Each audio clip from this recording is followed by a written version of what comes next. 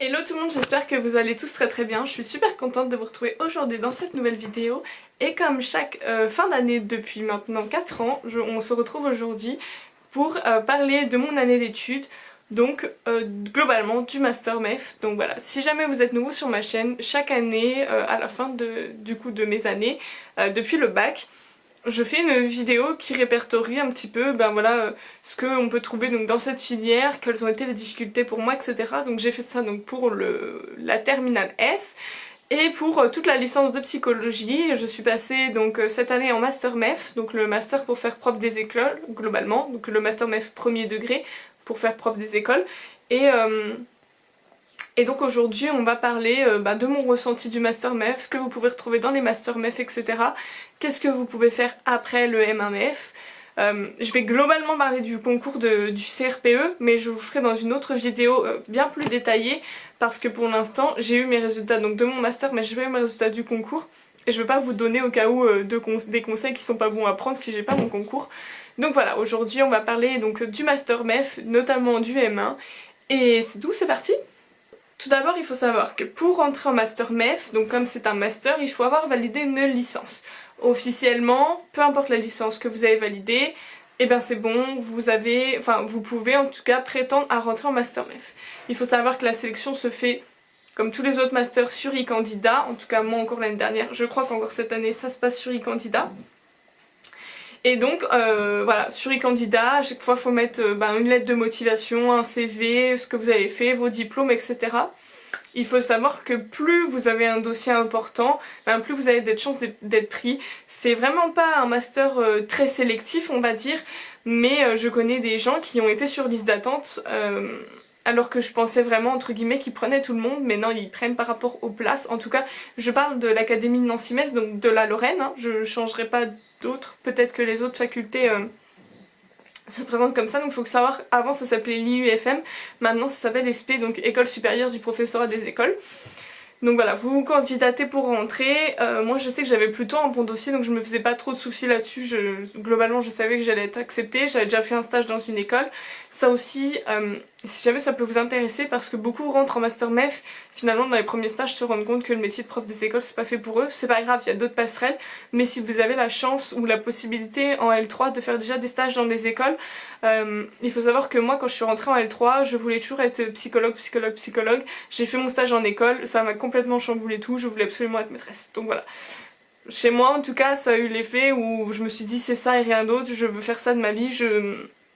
J'étais tellement contente d'aller tous les jours en stage et d'être motivée, etc., que je me suis dit je veux faire ça toute ma vie, quitte à choisir un métier pendant 45 ans, autant que ce soit un métier qui nous plaise. Donc voilà, je suis rentrée donc en Master MEF avec un plutôt bon dossier, parce que du coup j'avais déjà des lettres de recommandation, j'avais fait des stages, j'avais fait du bénévolat, tout ce qui est bénévolat avec les enfants c'est bien vu, j'avais fait du babysitting, j'avais fait de l'aide aux devoirs, tout ça, pensez bien à le mettre dans votre CV, même si c'est que quelques heures par semaine, etc. Ça fait toujours des plus, voilà, quelqu'un qui fait du babysitting, donc quelqu'un qui garde des enfants. Moi j'ai déjà été animatrice, je faisais de l'aide aux devoirs, enfin c'est des compétences en fait qui sont toujours utiles au métier d'enseignant. Donc voilà, donc j'ai candidaté. Ah, j'ai ma batterie qui va pas trop tenir. Donc j'ai candidaté au Master MEF, j'ai été acceptée, donc j'ai été acceptée sur le site de Nancy. Il faut savoir qu'en Lorraine vous avez le site donc de Nancy-Maxéville, de Montigny-Sarreguemines, ou de Montigny et donc de Metz-Montigny pardon, de Sarreguemines, d'Épinal et de Bar-le-Duc. Voilà, globalement donc pour la Lorraine. Donc vous avez 5 sites.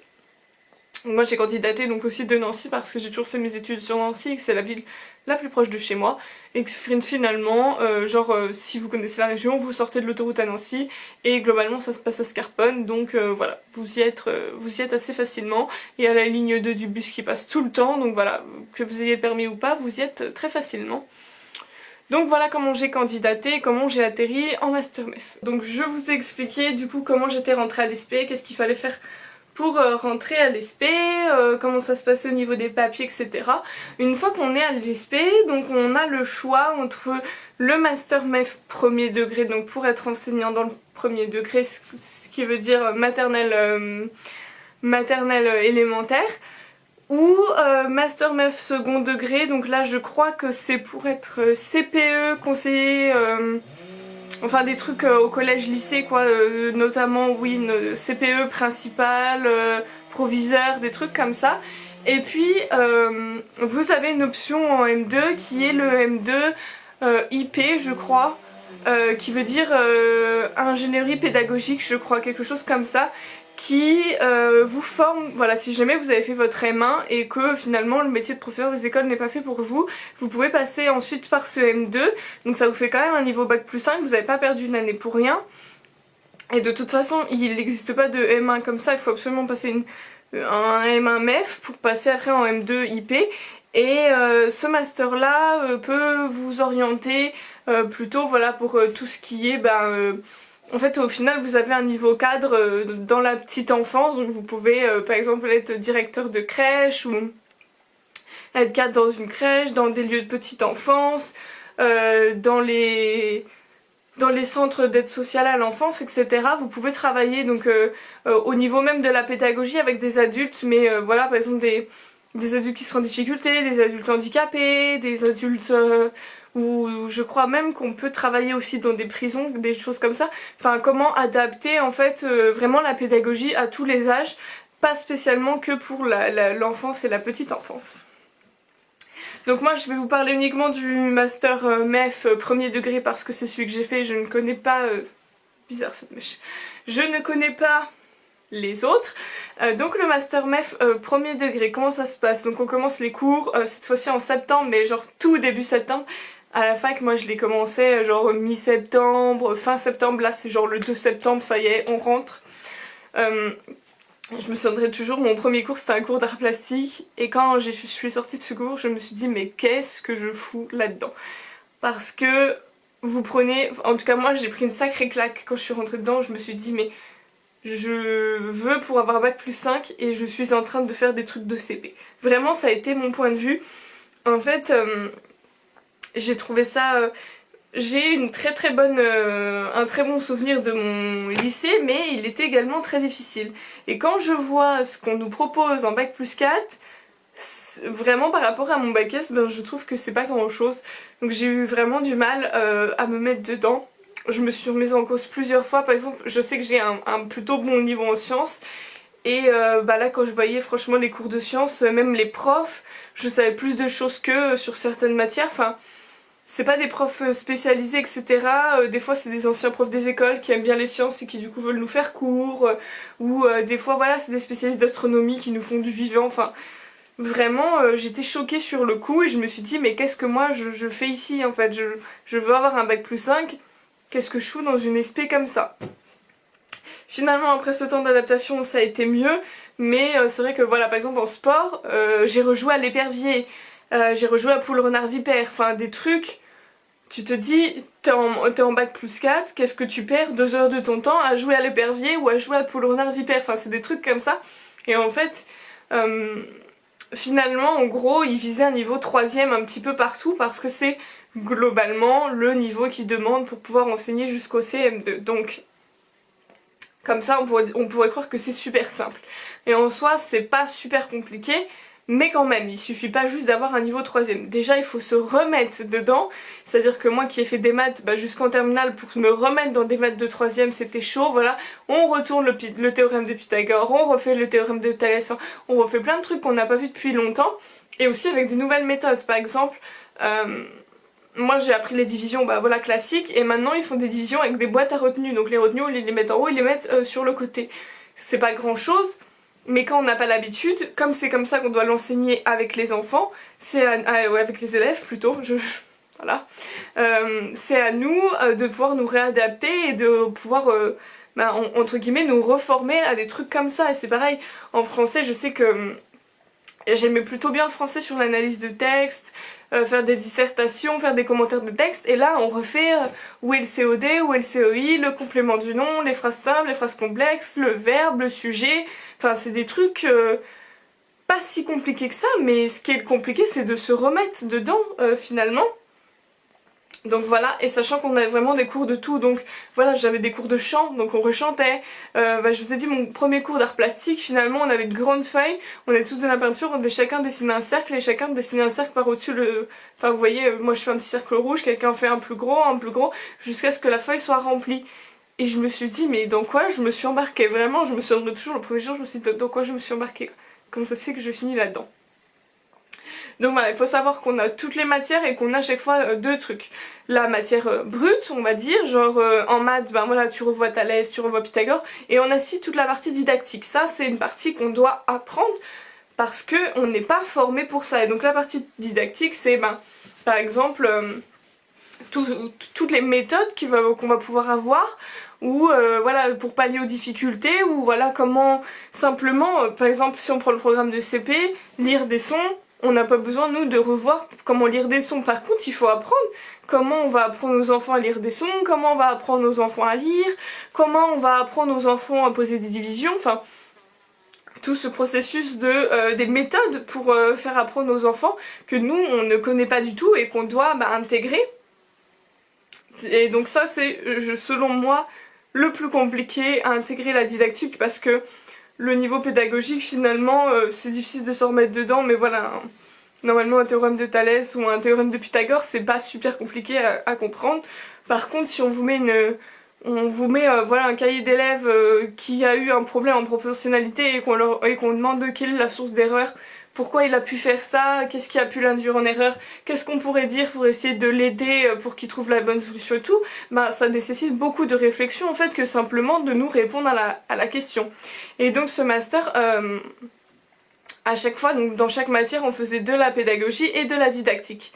Alors normalement, en théorie, en semestre 1, on fait toute la pédagogie et en semestre 2 on fait toute la didactique. Je dis bien en théorie parce que dans quasiment toutes les matières ils mélangeaient un petit peu les deux.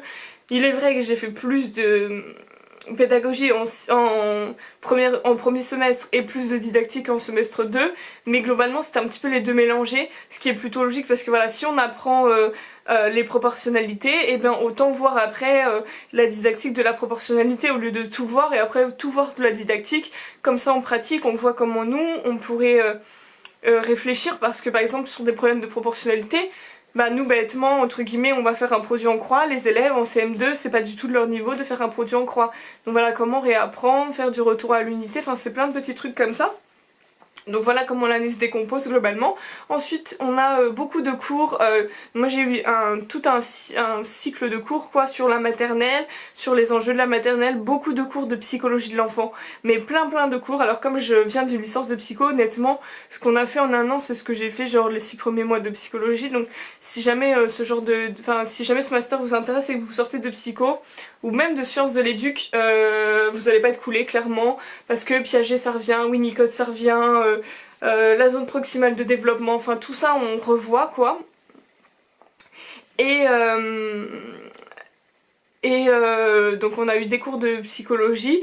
Après c'est pareil, voilà, on est retourné en cours d'histoire géo, donc il a fallu réapprendre les trucs sur la guerre, les Louis XIV, la prise de la Bastille, enfin vous voyez tous des trucs comme ça en fait que les élèves doivent connaître en fin de CM2, que nous on doit rapprendre, et rapprendre avec un niveau entre guillemets de 3e pour pouvoir l'adapter et en savoir plus que ce qu'on est censé leur apprendre. Donc voilà pour ça, donc comme je disais on a eu des cours de psycho, on a eu aussi des cours de langue. Là par contre la langue c'était bien séparé, c'est-à-dire qu'au semestre 1 on avait des cours de langue. Voilà, on choisissait notre langue, on avait des cours de langue, et ensuite on avait donc des partiels qu'on devait absolument valider. En fait, le master ne sera pas validé, et notre concours non plus si on valide pas le niveau de langue, parce qu'on se doit d'avoir un certain niveau en langue pour pouvoir l'enseigner aux élèves. Je vous le garantis tout de suite, je suis extrêmement nulle en anglais, j'ai eu l'impression d'avoir foiré mes oraux, surtout qu'on était 3 et à 3 c'est compliqué de trouver voilà son truc et tout. On était par Skype parce que la prof pouvait pas se déplacer, enfin c'était une catastrophe. Tout le monde l'a validé et honnêtement je dirais pas que j'ai eu le niveau pour valider, je dirais que les écrits m'ont beaucoup sauvée parce que c'est moitié écrit, moitié oral. Les écrits m'ont beaucoup sauvée parce qu'ils étaient plutôt simples, même la compréhension orale ça allait, mais l'expression orale je pense que c'est pas là que j'ai gratté des points honnêtement. mais il faut pas s'en faire pour ça. Globalement, je devrais pas le dire, mais je pense qu'ils le valident un petit peu à tout le monde parce que ça leur saoule de mettre des cours de rattrapage en semestre 2, voire en M2 pour un ou deux élèves. Donc voilà. En tout cas, cette année, personne je crois qu'il y a une seule personne qui ne l'a pas validé, mais vraiment, je pense qu'il faut vraiment ne pas mettre de soi et presque faire exprès de le rater pour le rater, quoi. Donc voilà pour ça. Ensuite du coup donc des cours de psychologie comme je le disais, on a eu beaucoup de cours aussi sur tout le système éducatif, c'est-à-dire toute l'histoire du système éducatif, donc les premières écoles, la laïcité, vous voyez toutes les valeurs de la République qu'on peut ramener à l'école, comment on se sert de la Déclaration des droits de l'homme et du citoyen, ouais, les écoles mixtes, les écoles qui étaient pas mixtes, les écoles qui étaient laïques, les écoles qui étaient tenues par des églises, voilà, tout le bouleversement, les lois de Jules Ferry, ouais, voilà, tout ça, même les écoles de professeurs, comment avant il suffisait d'avoir un bac, puis un bac plus 3, puis après c'était donc une maîtrise, et maintenant c'est un master, enfin, des trucs comme ça, donc on revoit tout ça, et ça nous est demandé vraiment tout le système éducatif, c'est quelque chose qui est beaucoup demandé, donc voilà, un conseil pour ceux qui commencent. Moi j'avais déjà acheté mes bouquins donc pour réviser donc le CRPE, parce qu'honnêtement, en général c'est ça qui compte. J'avais déjà acheté mes bouquins en avance, et je voulais déjà faire des maths, et honnêtement, pourtant j'ai plutôt un bon niveau en maths, ben j'arrivais pas, en fait j'arrivais pas à me mettre dedans. Et ce que je peux vous conseiller en tout cas, c'est de vous renseigner sur, si vous venez pas de psycho, de lire des trucs avec la psychologie de l'enfant, et sinon acheter aussi des manuels sur la connaissance du système éducatif, parce que ça par contre, il nous en sort tout le temps. Aux écrits on en a besoin, aux oraux j'en ai eu besoin tout le temps, donc voilà, si jamais vous voulez vous avancer un petit peu, lire le système éducatif français, voilà, comment on fait partager les valeurs de République, la laïcité, l'homophobie, l'égalité homme, enfin l'égalité filles-garçons, qu'est-ce qu'il y a d'autre comme thème, bah, les élèves à besoins éducatifs particuliers. Ensuite vous pouvez aussi déjà vous renseigner sur tout ce qui est pratique pour adapter on va dire le principe d'école inclusive, puisque mon mémoire porte là-dessus. Tout ce qui est principe d'adapter la pédagogie aux différents handicaps de chacun, donc tout ce qui est PPRE, PAI, PPS, PAP, tout ça, en fait c'est des petits termes, il va falloir comprendre très vite de quoi on veut parler, et de quoi ça parle et à quoi ça sert, parce que ça après, ils le demandent tout le temps et ils vous disent pas c'est quoi l'acronyme, hein, ils vous disent PPRE et vous devez vous débrouiller avec ça. Donc voilà, tout ça c'est des petites choses que vous pouvez déjà chercher en amont, comme ça voilà, ça vous fait un petit peu moins de travail. Après je dirais qu'il n'y a vraiment pas besoin de se mettre la pression. J'ai validé mon année avec 14,5 de moyenne, j'ai jamais eu une aussi bonne moyenne, vraiment. Les profs savent qu'on est là pour préparer le concours, et donc je pense que finalement c'est pas tant compliqué que ça, c'est-à-dire que en musique vraiment personne n'a eu en dessous de 17, en art plastique personne n'a eu en dessous de 16, enfin vous voyez c'est des bonnes notes faciles honnêtement. Les trucs qui pourraient plomber un petit peu comme je l'ai dit, bah, c'est voilà, la psychologie de l'enfant, l'histoire de la République, qu'est-ce qui pouvait... Et puis du coup bah, le pré-mémoire qu'on fait, parce qu'au premier semestre on fait 2 pages donc de notre mémoire, au second semestre on en fait 6. Voilà, ça c'est des trucs où il faut un peu plus travailler, où là vraiment genre c'est pas donné quoi. Mais pour tout le reste vraiment j'ai pas trouvé ça très compliqué. Français maths, ils font exactement la même chose qu'au concours en fait. Ça aussi que je voulais vous dire, il faut savoir que ce master aide au concours mais ne prépare pas au concours. Ça ne suffit pas pour faire le concours, mais ça je vous en reparlerai dans une vidéo du coup totalement dédiée sur le concours du CRPE, une fois que j'aurai mes résultats. Mais voilà, il faut savoir vraiment que ça ne prépare pas totalement au concours. Maths français c'est pareil, vous faites toujours de la didactique, donc ça aide beaucoup. Ce que vous faites en cours, vous pouvez le revoir au CRPE, et ce que vous révisez pour le CRPE, vous le revoyez en cours, donc ça ok. Maths français, il n'y a pas de souci, on est plutôt bien préparé, même si en français, je crois qu'on a fait une fois un commentaire de texte, et il y en a au concours, mais honnêtement le commentaire de texte, bon, pour faire les 2 secondes du concours, je m'y suis pas du tout préparée, c'est pas un truc qui me faisait très peur et j'aime pas faire ça, donc voilà, j'en ai pas fait, j'en ai fait un seul, bah, celui qui était obligatoire, j'en ai pas refait depuis parce que voilà je savais faire et tout, enfin au lycée on en a fait beaucoup.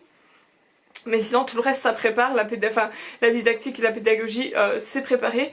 Après tout le reste ne prépare pas au concours ou ne suffit pas tout seul. Quand vous choisissez vos options, moi j'ai pris sciences, mes cours de sciences ça préparait pas du tout, c'était que du travail personnel, que de présenter mon dossier d'oral de sciences. Voilà, les cours que j'ai eus ne me servaient quasiment à rien, si c'est pas pour dire me servaient à rien pour le concours, donc voilà. Il faut savoir que c'est deux choses différentes, mais qu'ils sont quand même au courant qu'on est là pour passer le concours, donc c'est vraiment pas insurmontable honnêtement.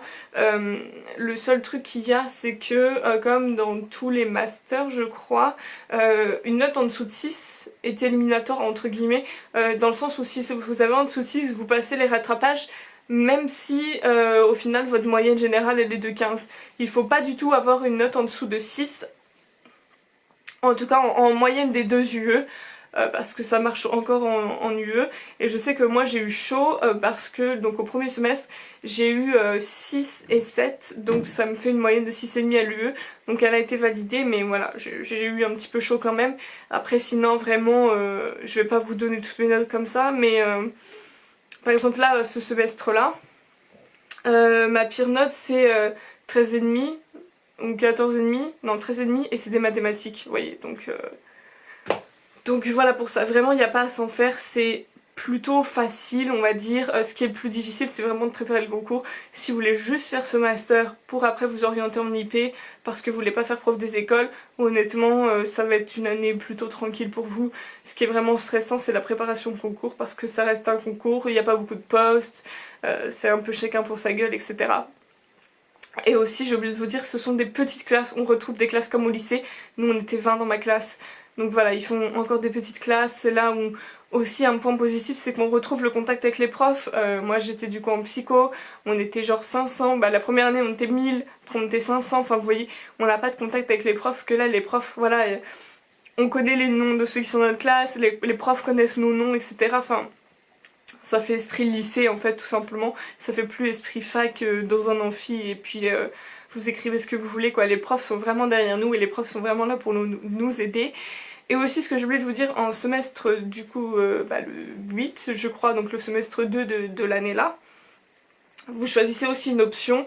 Moi j'ai pris l'option danse traditionnelle et franchement j'adore. Voilà, vous choisissez une option et c'est pareil, vraiment les profs pour les options en gros c'est juste... ça doit vous servir parce qu'en M2 si vous avez une classe ou si vous allez en stage, il faut réintégrer ce que vous avez appris en option pour valider cette option, mais vraiment enfin ça reste des trucs cool, vraiment c'est pas une année en soi, si je parle que du master c'est vraiment une année facile. Par contre si je parle aussi du concours c'est vraiment une année difficile. Je crois que ça a été avec le bac, je dirais même que celle-ci a été plus difficile au niveau préparation que le bac. Et pourtant j'en garde un bon souvenir honnêtement de mon bac, mais j'en ai vraiment chié pour l'avoir. C'est vraiment beaucoup de travail personnel et dès le début en fait il faut s'y mettre pour pas être largué, parce qu'on se rend compte, moi j'ai commencé à travailler dès septembre et bon là je parle encore un peu du concours, mais j'ai commencé à travailler dès septembre et honnêtement en mars quand on voit que ça arrive on n'est pas prêt, on se dit mais il manque encore plein de trucs, il manque encore plein de chapitres, etc. On n'est jamais assez prêt pour ce concours, donc voilà. Si je dois parler que du master, c'est une année extrêmement simple. Si je dois parler du master en vue d'avoir le concours, c'est extrêmement difficile et c'est sélectif. Mais voilà, ça vaut la peine parce que vous pouvez faire des stages. Donc il y a... c'est pareil, j'ai oublié de vous le dire. Quelqu'un qui passe, j'ai oublié de vous le dire, vous avez 4 semaines de stage, donc ce qui est peu. Vous avez une semaine d'observation, une autre semaine d'observation, donc une semaine d'observation maternelle obligatoirement, une semaine d'observation en élémentaire et 2 semaines de pratique accompagnée où vous voulez, mais vous avez la possibilité de partir en stage à l'étranger. C'est ce que j'ai fait, je suis partie 2 fois en stage à l'étranger au Luxembourg, c'était vraiment super, donc c'est une école privée mais c'est vraiment bien, surtout que quand vous partez à l'étranger, bon ça dépend de votre destination, mais au Luxembourg, on est en totale responsabilité, en fait on est tutélaire de la classe pour toute la semaine. On fait pas juste de l'observation ou un peu de pratique accompagnée, genre on fait une leçon par jour et puis on regarde le reste du temps. C'est vraiment à nous du lundi au vendredi de gérer la classe et je trouve que c'est c'est énormément formateur. C'est vraiment 2 stages qui m'ont totalement plu, qui m'ont extrêmement fatiguée aussi, mais qui m'ont totalement plu parce que là on est vraiment dans la réalité et il y a personne pour nous rattraper quoi, c'est nous les élèves et on y va, on s'y met, on fait les leçons et on continue quoi et on avance. et on les prend du lundi et on les rend le vendredi. Donc voilà. Je vais me taire parce que la vidéo est extrêmement longue.